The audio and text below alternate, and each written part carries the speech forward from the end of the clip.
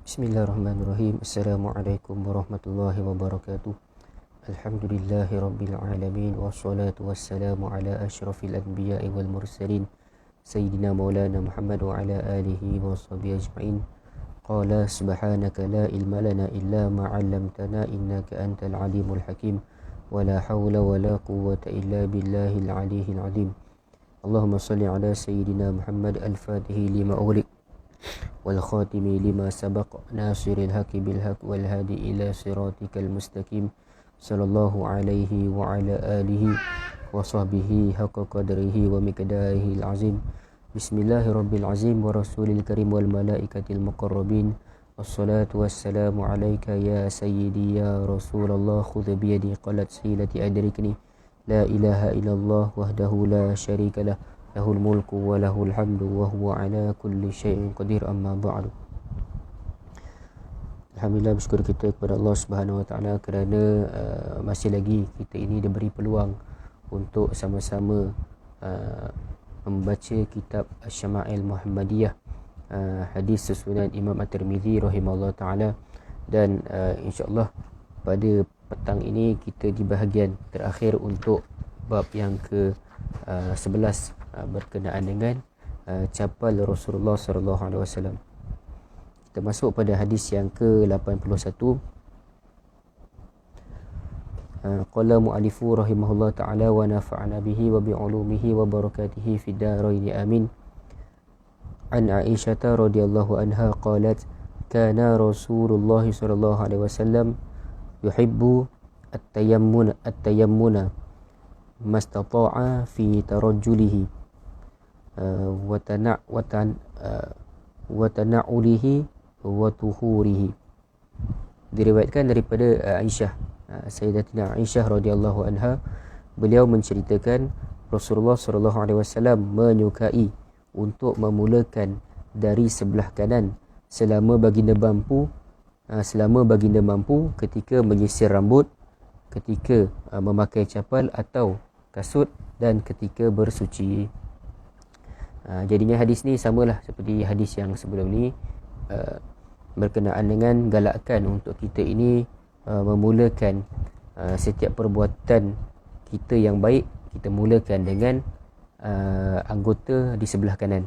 Seperti mana contoh yang Nabi SAW sebutkan, seperti mana Nabi SAW sering lakukan adalah ketika mana Nabi SAW itu nak menyisir ataupun menyikat rambut, memakai capal, ataupun ketika baginda bersuci, Nabi akan memulakan dengan menggunakan anggota di sebelah kanan. Bersuci inilah berwuduk dan sebagainya lah. Berwuduk itu Nabi mulakan dengan anggota sebelah kanan, tangan kanan, kaki kanan dan sebagainya. Jadinya menurut Imam An-Nawawi, hadis ini menjadi satu kaedah amali lah, satu kaedah amali yang berterusan dalam syarak, iaitu bagi urusan-urusan yang mulia dan dihormati, seperti mana yang kita sebutkan tadilah, nak menyikat rambut, memakai capal, bersuci dan sebagainya, memasuki masjid, memakai baju, bersiwak dan sebagainya, benda-benda yang Nabi SAW buat, yang benda itu kita anggap sebagai perkara-perkara yang baik, elok untuk diamalkan dengan kita mulakan perkara yang baik tersebut dengan menggunakan anggota di sebelah kanan terlebih dahulu. Itu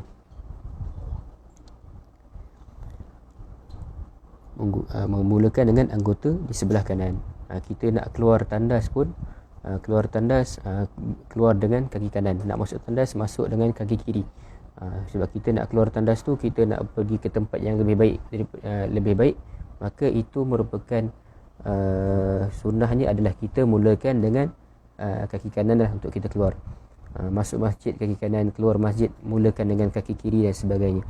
Itu jadinya apa-apa saja perkara yang pada pandangan kita adalah perkara yang baik, ataupun perkara yang kita nak buat tu adalah perkara yang mulia, maka elok untuk kita ini mulakan dengan anggota di sebelah kanan,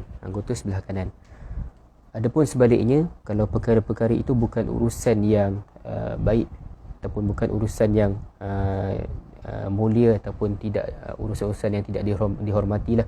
Antaranya kita masuk tandas, antaranya kita nak keluar daripada masjid.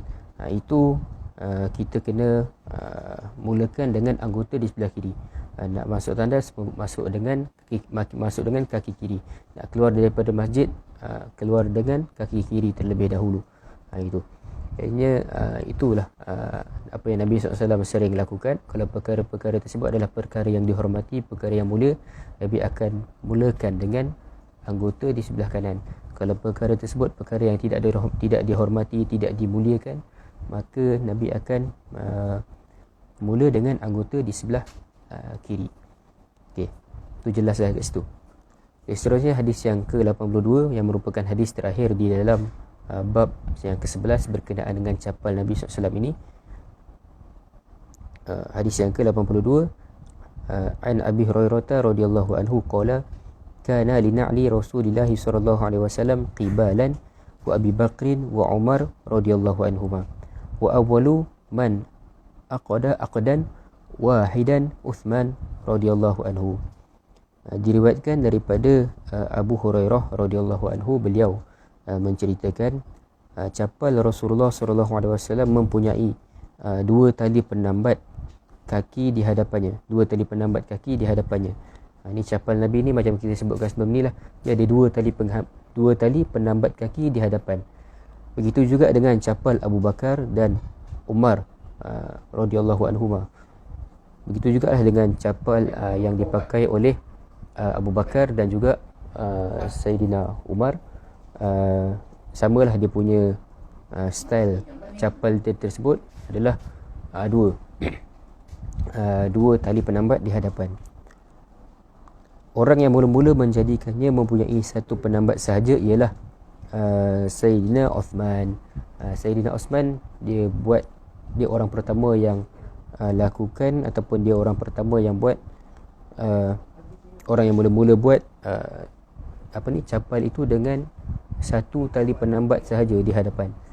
Satu tali penambat sahaja di hadapan. Sebagai contohnya capal yang inilah lebih kurang capal yang ada sekarang lah, ataupun selipar yang ada sekarang lah, yang hanya ada satu tali penambat di hadapan, yakni diselitkan di antara ibu jari kaki dan juga jari jari telunjuk kaki tu. Itu contohnya lah, contoh yang kita boleh bagi secara mudah lah gambaran bagaimana kalau dua penambat kaki di hadapan tu macam mana dan satu penambat kaki di hadapan tu macam mana. Okey. Jadinya pengajaran daripada hadis yang kita bacakan ini, hadis yang ke-82 ini adalah yang pertamanya keharusan untuk berbeza amalan dengan Nabi SAW dalam perkara adat atau kebiasaan, iaitu yang bukan berupa syariat atau ibadah. Macam contoh capal ataupun pemakaian capal ini, style gaya capal itu, kalau Sayyidina Abu Bakar dan Sayyidina Umar dia ikut Nabi SAW, tapi Sayyidina Uthman dia buat satu capal yang lain yang hanya ada satu tali penambat sahaja di hadapan capal tersebut. Itu jadinya tidak salah lah untuk kita ini berbeza, kita punya berbeza amalan dengan apa yang Nabi SAW buat, asalkan benda itu bukan daripada berupa syariat ataupun ibadah. Berbeza daripada segi adat itu tak apa, ataupun kebiasaan itu tidak ada masalah lah, tidak mengapa. Tapi jangan kita ini berbeza daripada segi syariat dan juga berbeza daripada segi ibadah. Itu tidak boleh. Adapun kalau kita berbeza dengan Nabi daripada segi adat ataupun kebiasaan, itu diterimalah, boleh, tak ada masalah. Jadi kalau yang bersangkut paut dengan syariat dan juga ibadah, maka kita kena ikut Nabi SAW. Tidak boleh untuk kita ini buat sesuka hati ataupun kita mudah-mudah nak tukar ibadah ni, ibadah sekian-sekian kita nak tukar jadi yang lain-lain. Jadinya bab syariat dan ibadah kena ikut Nabi SAW, tetapi dari segi adat dan kebiasaan kita boleh berbeza. Seperti mana yang dibuat oleh Sayyidina Uthman. Capal Nabi SAW itu ada dua tali penambat di hadapan, ada dua tali penambat. dan juga samalah seperti mana capal Abu Bakar dan juga capal Sayyidina Umar. Tapi sampai pada Sayyidina Uthman, khalifah yang ketiga itu, Sayyidina Uthman, dia buat capal juga, tetapi capal yang hanya ada satu tali penambat di hadapan. Dan tali itu macam, kalau nak lebih mudah faham, satu tali penambat tu macam selipar yang kita selalu pakai, yang biasa-biasa lah, yang kita pakai sekarang ni kan? Yang hanya tali depan tu diselitkan di antara celah ibu jari dan juga jari telunjuk di bahagian kaki. Itu. Jadi kalau yang capal Nabi SAW itu diselitkan di antara jari tengah dan juga di antara jari mana, ada dua, diselitkan dua tali penambat. Itu. Tapi kalau Sayyidina Uthman dia pakai satu saja, jadinya boleh, tak ada masalah untuk berbeza amalan daripada perkara-perkara adat dan kebiasaan. Namun jangan kita berbeza amalan dengan Nabi SAW daripada perkara yang berupa syariat dan juga ibadah. Walaupun capal Nabi mempunyai dua tali penambat kaki di hadapannya, namun Sayyidina Uthman tidak mengikutinya kerana itu bukanlah urusan agama atau ibadah, tetapi urusan adat atau kebiasaan setempat atau sezaman. Itu. Jadinya tak ada masalah lah untuk kita ikut ataupun tidak ikut daripada segi adat dan juga kebiasaan. Jadinya antara kesimpulan daripada hadis-hadis yang kita bacakan di dalam bab yang ke-11 ini adalah, yang pertamanya kita boleh dapat simpulkan bahawa capal Nabi SAW ini dia ada dua tali penambat, dua tali penambat kaki yang ada di hadapan itulah, di hadapan capal tersebut ataupun selipar tersebut, dia ada dua. Dan yang keduanya, Nabi SAW menegah daripada memakai capal di sebelah kaki sahaja. Tidak boleh untuk kita ini pakai capal sebelah saja, sebelah lagi tak pakai. Contohnya, kalau selipar kita yang kanan rosak ataupun ataupun dia punya tali tercabut dan sebagainya, lepas tu kita pakai selipar di kaki kiri je, kaki kanan kita tak pakai, lepas tu kita jalan macam biasa, itu tak boleh. Sebab kita sebenarnya tidak menunaikan hak untuk kaki kita yang kanan tu. Sepatutnya kalau